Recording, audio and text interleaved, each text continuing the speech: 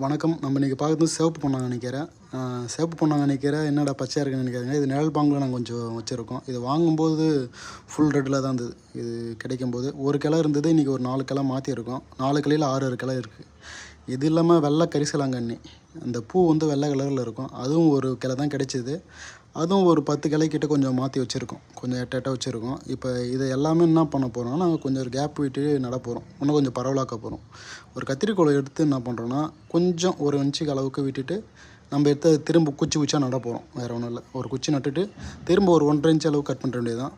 Cut பண்ணிவிட்டு திரும்ப ஒரு ஜான் அளவு கொஞ்சம் விட்டுட்டு கட் பண்ணும்போது, இது புது துளிர் வைக்கும்போது ஒரு பக்க கிளை அதிகமாக வரும். அது போன டைம் வச்சுருக்கிற மாரி ஒரு 6 கிளை அதேமாரி வரும். திரும்ப நேராக அழகழகாக நட்டிங்கன்னா உங்களுக்கு பார்க்குறதுக்கும் நல்லாயிருக்கும். கொஞ்சம் நமக்கு மற்ற வேலையும் கொஞ்சம் கம்மியாக இருக்கும். கிளைகளும் கொஞ்சம் 6 7 விடும். அதால் கொஞ்சம் கேப் விட்டு நடணும். இது நான் நடத்தே கொஞ்சம் பக்கத்தில் இருக்க மாரி தான் இருக்கும். ஆனால் இதை விட கேப் விடலாம். இப்போ நாங்கள் இதை பரவலாக்கிறதுக்காக கொஞ்சம் பக்கத்தில் நடுறோம். ஏன்னா நிழல் பாங்கில் இருக்குது. இது தண்ணி போகிற இடம்.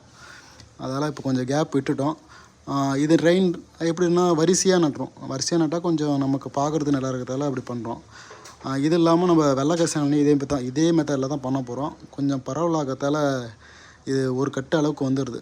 ஒரு ஜான் அளவு இந்த அளவு வச்சுட்டுள்ளதால் இது எதுக்காகனா இந்த ஒரு ஜான்னு நமக்கு களை கொத்தும்போது என்ன பண்ணுவோம், களைக்கட்டு இருக்கும்ல, அதெல்லாம் அது எடுக்கும்போது நமக்கு ஈஸியாக இருக்கும்.